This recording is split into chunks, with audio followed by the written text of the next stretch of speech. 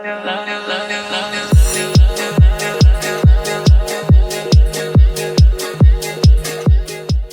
आज के लेक्चर में हम लोग स्टडी करने वाले हैं मार्जिन के बारे में। जैसा कि आप लोगों को याद होगा कि लास्ट लेक्चर में हम लोगों ने पैडिंग को डिस्कस किया था कि पैडिंग क्या होती है, किस तरह अप्लाई होती है हमारे वेब पेज के ऊपर, और हम लोग उसको किस पर्पज के लिए यूज कर सकते हैं।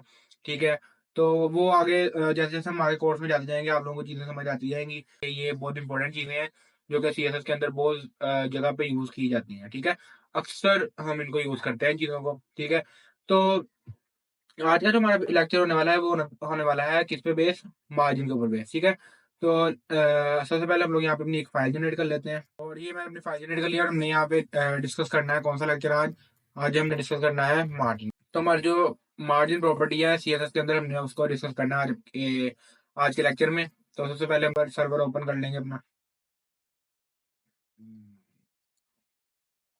तो ये हमारा लाइव सर्वर ऑन हो गया और हमारे पास यहाँ पे टाइटल डिस्प्ले हो रहा है हमने जो यहाँ पे लिखा था। तो सर यहाँ पे हम लोग एक ऐसा करते हैं कि हेडिंग टैग को यूज कर लेते हैं। ठीक है, तो यहाँ पर लिख लेते हैं एक H1।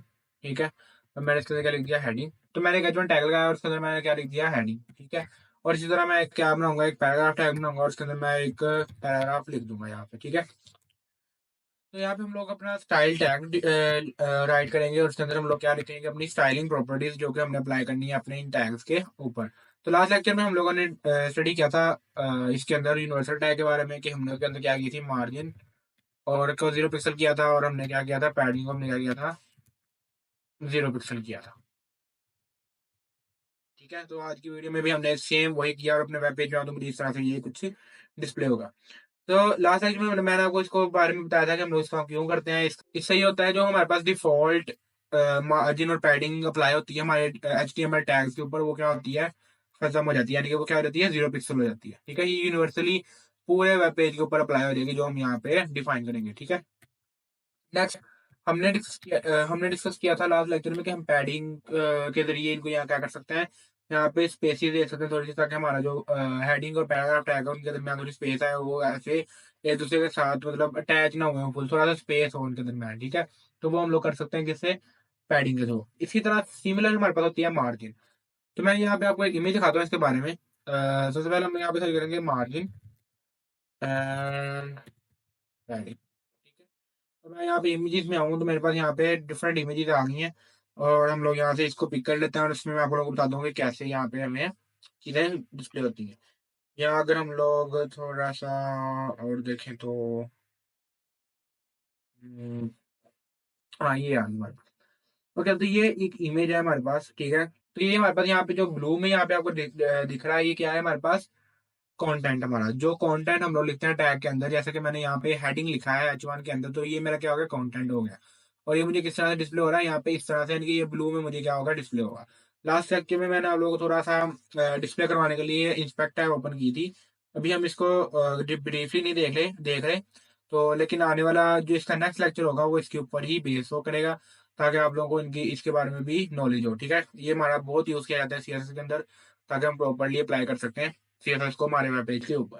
तो ये जैसा देखो मैंने अब इस पे लेके आया अपना माउस, यहाँ पे ये क्या होगा, सारी लाइन जो है क्या होगी, ब्लू होगी। ठीक है, तो ये मेरा क्या है, कंटेंट। अभी इसके अलावा ये सिर्फ कंटेंट की स्पेस ले रहा है मेरा टैग, और कोई स्पेस नहीं ले रहा है इसके अंदर। ठीक है, जैसे मेरा पैराग्राफ है ये भी सिर्फ कंटेंट की स्पेस ले रहा है, कोई नहीं ले रहा। लेकिन अगर मैं इसको यहाँ पे यूनिवर्सल टैग को खत्म कर देता हूँ, ठीक है, और मैं अपने वेब पेज में हूँ, तो यहाँ पे आप देख सकते हैं कि डिफरेंट स्पेसेस के अंदर क्या हो रही है, जनरेट हुई हुई है। ठीक है, तो मैं क्या करना चाहता हूँ, मैंने इसको वापस अपना यूनिवर्सल टैग ऑन कर दूंगा, ताकि मेरा जो ये है ब्लैंक वो स्पेसिस वो खत्म हो जाए सारी। ठीक है, डिफॉल्ट स्पेसिस। तो अब ये क्या होता है, हमारे पास हमारा कंटेंट है, उसके बाद हमारी आती है पैज। लास्ट लेक्चर में डिस्कस कर चुके हैं, तो बॉर्डर को भी हम लोगों ने डिस्कस कर लिया। आज हमारा टॉपिक है बेसिकली मार्जिन। ठीक है, मार्जिन क्या होता है, मार्जिन जैसे आउटलाइन हमने प्रॉपर्टी को पढ़ा था कि वो हमारे टैग के आउटसाइड दी जाती है हमारे टैग को। ठीक है, इसी तरह मार्जिन भी अप्लाई होती है हमारे टैग के आउटसाइड। ठीक है, जैसे पैडिंग थी, पैडिंग क्या थी, इनसाइड हमारे टैग के ऊपर इटसेल्फ को डिफाइन की जाती थी, मतलब उसकी कितनी पैडिंग होगी, कितने पिक्सल होगी। ठीक है, या कोई और यूनिट है तो वो कितना होगा।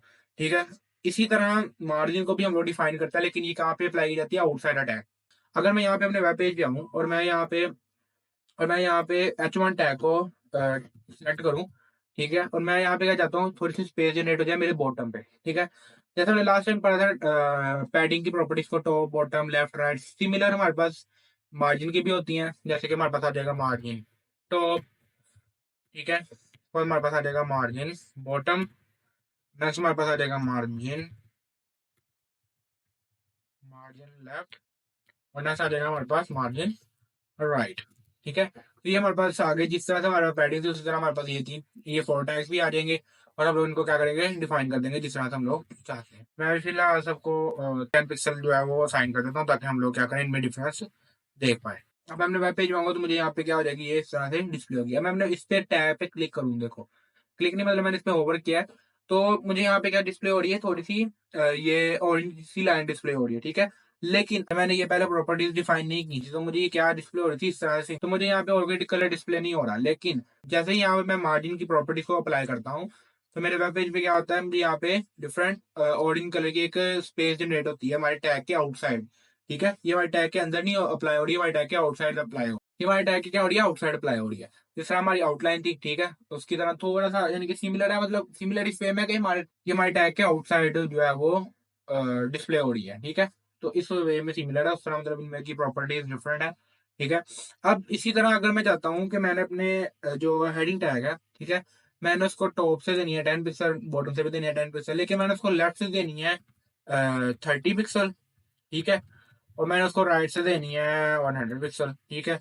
और मैं वेब पेज पे आऊंगा तो मुझे ये इस तरह से क्या होगी, ये डिस्प्ले होगी। देखो यहाँ से मेरे पास लेफ्ट पे कितनी आ गई, 30 पिक्सल, टॉप 10 बॉटम 10, और राइट साइड पे कितनी आ जाएगी, 50 पिक्सल, 100 पिक्सल, ठीक है। तो इस तरह से यहाँ पे हम लोग कर सकते हैं डिफाइन मार्जिन को जिस तरह से हम लोग चाहते हैं। फिर हमने पैडिंग का देखा था कि हम लोग पैडिंग को अगर हम चाहते हैं कि टॉप बॉटम और लेफ्ट राइट की डिफाइन करना है एक साथ, वो हम किस तरह करेंगे, हम लोग लिखते हैं यहाँ पे मार्जिन, ठीक है, और हम लोग लिखते हैं यहाँ पे 0 पिक्सल एंड 0 पिक्सल। तो फर्स्ट वाला किस लिए होता है, टॉप एंड बॉटम के लिए, और ये किस लिए होता है हमारे पास, लेफ्ट एंड राइट के लिए। और मैं वेब पेज पे आऊंगा तो मुझे इस तरह से क्या होगा, ये डिस्प्ले होगा, टॉप बॉटम 10 पिक्सल और लेफ्ट राइट मेरा 20 पिक्सल डिफाइन हो गया।